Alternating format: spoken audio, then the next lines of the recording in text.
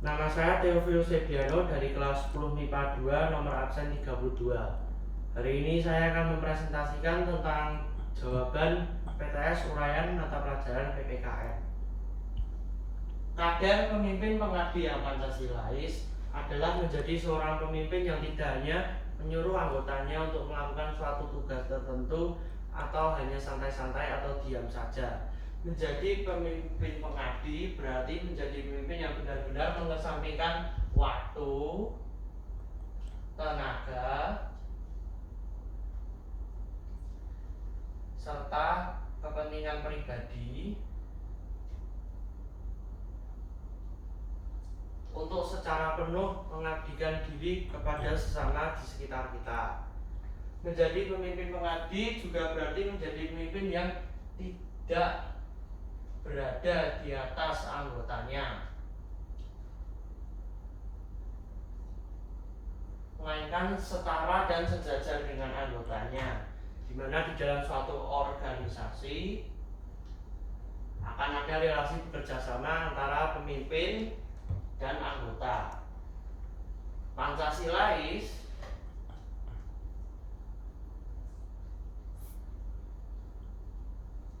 berarti sesuai dengan nilai-nilai kelima sila dari Pancasila. Berarti pemimpin pengabdi yang Pancasilais adalah menjadi seorang pemimpin yang secara penuh menerapkan nilai-nilai Pancasila dalam melakukan tugasnya sebagai seorang pemimpin, memimpin suatu organisasi untuk melakukan suatu tugas tertentu demi perkembangan bersama. Kita sebagai siswa JB dididik untuk menjadi calon-calon dari pemimpin itu, untuk mempersiapkan diri kita di masa depan, karena kita semua pasti akan mengalami menjadi seorang pemimpin. Menjadi pemimpin pengabdi yang Pancasilais tentu harus bisa menerapkan nilai Pancasila terlebih dahulu dalam hidupnya. Saya sebagai pemimpin pengabdi yang Pancasilais sudah bisa menerapkan beberapa nilai Pancasila, walaupun belum semua dan tentunya belum sempurna. Misalnya, saya sudah menunjukkan kepercayaan dan ketakwaan saya kepada Tuhan Yang Maha Esa dengan tetap mengikuti ibadah online walaupun di tengah pandemi seperti ini. Saya juga tidak pernah membeda-bedakan teman yang saya dapatkan. Saya temani semua walaupun berasal dari luar Jawa, berbeda warna kulit, suku, ras, agama, atau yang lainnya. Akan saya kesampingkan hal itu demi eratnya pertemanan. Saya juga sudah pernah menerapkan sistem demokrasi di sekolah saya. Contohnya, saya mengikuti rapat pemilihan ketua kelas. Saya juga pernah melakukan kegiatan kemanusiaan, misalnya saja saya mendonasikan mainan-mainan saya waktu kecil ke panti asuhan. Menjadi pemimpin yang melayani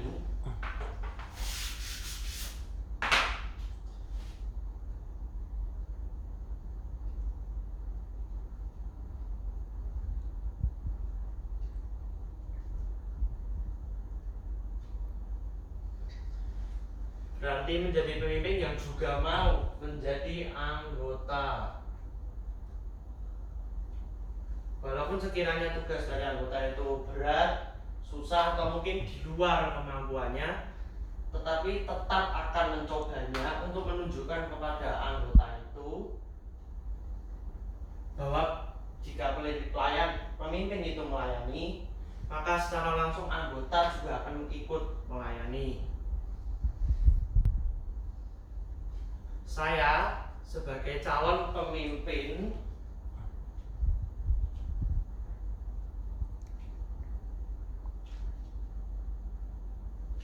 harus memberikan pelayanan yang terbaik kepada sesama di sekitar saya. Saya juga harus berusaha semaksimal mungkin untuk mengabdi kepada sesama,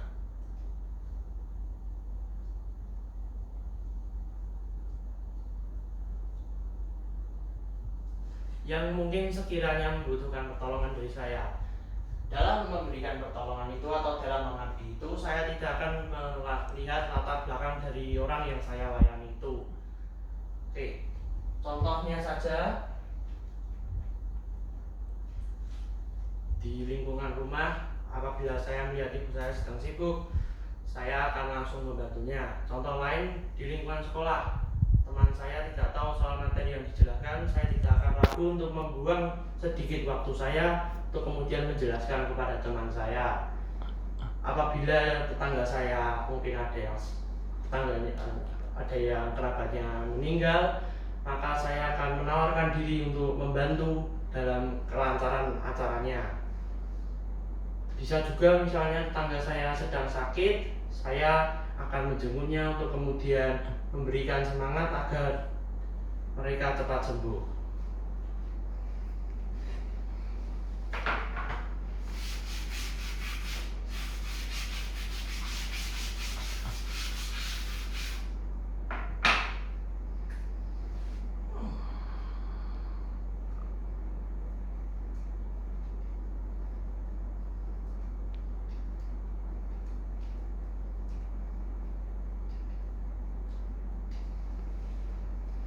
Prinsip check and balances adalah suatu prinsip penyelenggaraan pemerintahan negara di mana berbagai lembaga negara yang ada di Indonesia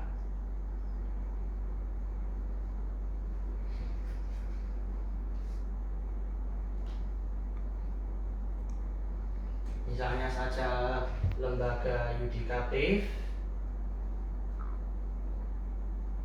eksekutif, atau legislatif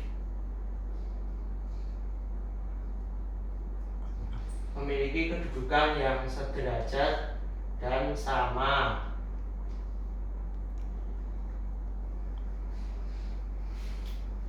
Serta saling mengontrol antara satu lembaga dengan lembaga yang lain. Sebenarnya sebelum amandemen Undang-Undang Dasar Negara Republik Indonesia tahun 1945, hubungan antar lembaga-lembaga ini dideskripsikan dengan kata vertikal, sehingga masih ada sistem di mana terdapat lembaga negara tertinggi di Indonesia. Namun karena sudah dirubah oleh amandemen Undang-Undang Dasar Negara Republik Indonesia tahun 1945, kata vertikal ini kemudian menjadi horizontal, di mana tidak ada lagi sistem di mana ada lembaga negara yang paling tinggi, hanya ada lembaga negara yang tinggi.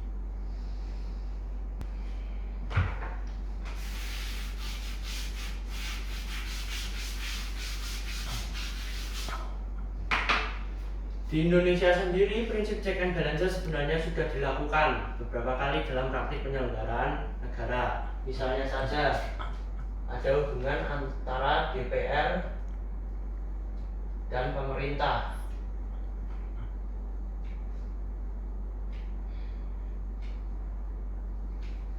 Di mana DPR sebenarnya akan mengawasi kebijakan-kebijakan pemerintah, kemudian dibandingkan dengan kebijakan di masa lalu.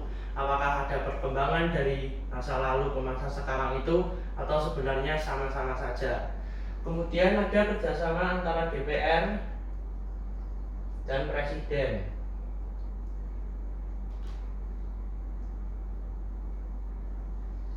di mana Presiden dan DPR ini bekerja sama dalam pembuatan undang-undang. Juga Presiden sebenarnya harus mempertimbangkan keputusan dari DPR saat memberikan abolisi atau amnesti. Ada juga yang lain kerjasama antara MA atau Mahkamah Agung dan Presiden juga, di mana Presiden sebenarnya dapat memberikan gerasi dan rehabilitasi tentunya dengan persetujuan atau pertimbangan Mahkamah Agung. Yang terakhir ini adalah antara 3 lembaga negara, yaitu DPR, Presiden, dan MA, di mana masing-masing dari ketiga lembaga negara ini akan mengajukan 3 orang hakim yang akan menjadi hakim Mahkamah Konstitusi.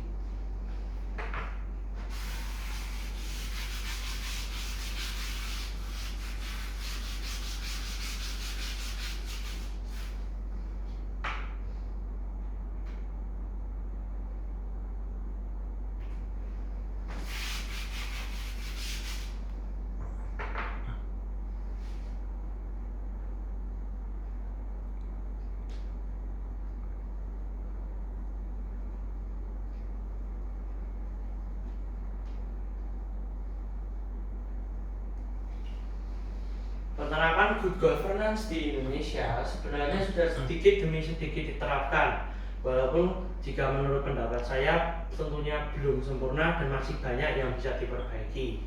Contohnya saja kita lihat dari pemilu, di mana pemilu ini digunakan untuk memilih wakil dari rakyat, contohnya presiden.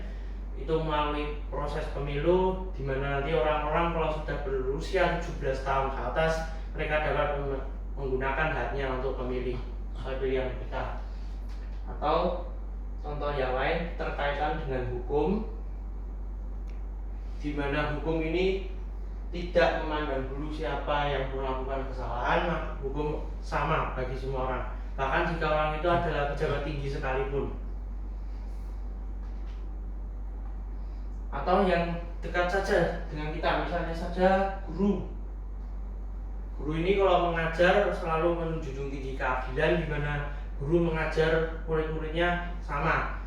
Tidak ada guru yang satu murid lebih disukai, satu murid tidak disukai. Semuanya sama untuk mencerdaskan murid-muridnya. Sebagai siswa JB tentunya kita harus bisa menerapkan good governance ini dengan mewujudkannya dalam tindakan-tindakan kita.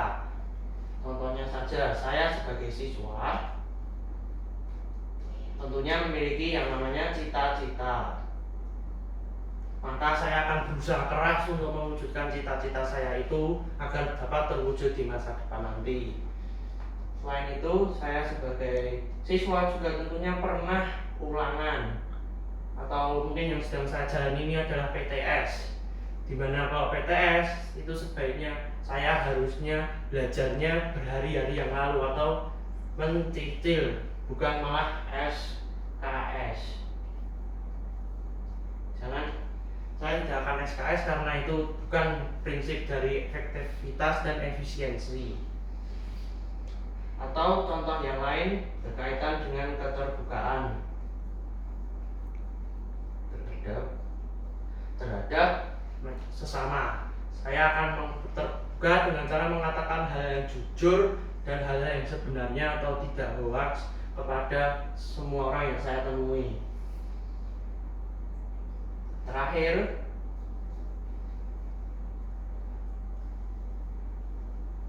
berkaitan dengan kewajiban saya, yaitu sebagai murid dan sebagai anak dari kedua orang tua saya harus belajar dengan giat dan menghormati kedua orang tua saya.